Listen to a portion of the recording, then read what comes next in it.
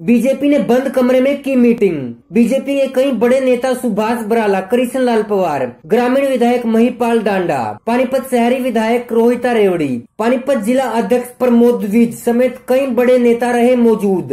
जैसे जैसे नगर निगम के चुनाव नजदीक आते जा रहे हैं, सभी राजनीतिक पार्टियां इस तैयारी में लगी हुई हैं कि कैसे इन चुनाव को जीता जाए। इसी के मद्देनजर आज आर्य समाज भवन पानीपत में बीजेपी नेताओं ने बंद कमरे में एक मीटिंग की, जिसमें बीजेपी के तमाम बड़े नेताओं सहित सैकड़ों कार्यकर्ताओं ने भाग लिया और नगर निगम चुनाव को लेकर आगे की रणनीति बनाई कि चुनाव में कैसे जीता जाए। वहीं सुभाष बराला ने कहा कि नगर निगम चुनाव जल्द ही करवाए जाएंगे। आज के हमारे कार्यकर्ता बैठक पानीपत नगर निगम में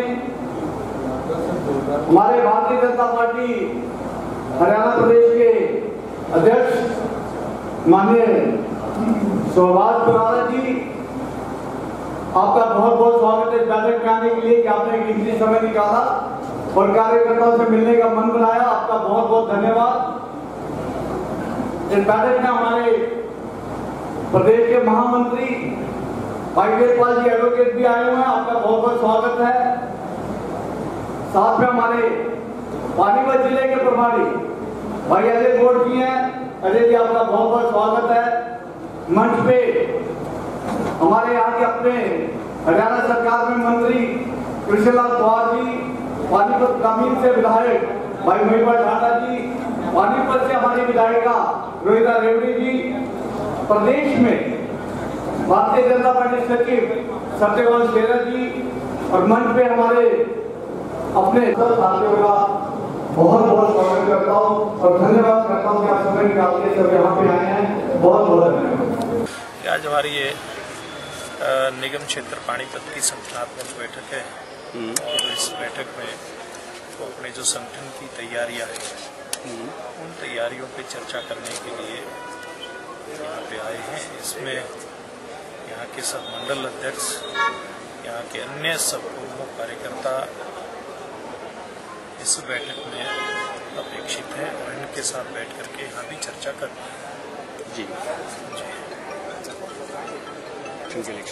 है। निश्चित रूप में जिस प्रकार के काम हमारी सरकार ने किए 4 साल में, हरियाणा प्रदेश की सरकार ने मुख्यमंत्री मनोहर लाल जी के नेतृत्व में और 4.5 साल के लगभग कार्यकाल में जो हर सरकार का कार्यकाल है मोदी जी के नेतृत्व में, उसमें ऐसे अनेक कार्य हमने जन कल्याण के भी किए और विकास के भी काम किए। इन दोनों ही कामों के आधार पर निश्चित रूप से जैसे हम पूर्व के चुनाव में विजय पताका फहराते आए, हमारी सरकार बनने के बाद चाहे स्थानीय निकाय के चुनाव हों, पंचायती राज व्यवस्थाओं के चुनाव हों, बावजूद इसके कि बहुत कड़े और बड़े फैसले लिए हमारी सरकार ने पढ़ी लिखी पंचायतों का, पढ़े लिखे स्थानीय निकायों में प्रतिनिधि चुन करके आए। एक इसका बहुत ही बोल्ड फैसला लिया था। लोग इसमें हाई कोर्ट, सुप्रीम कोर्ट तक गए थे, लेकिन हमारी सरकार ने अपने इस कदम के ऊपर चलते हुए और ये जो चुनाव करवाए पढ़ी लिखी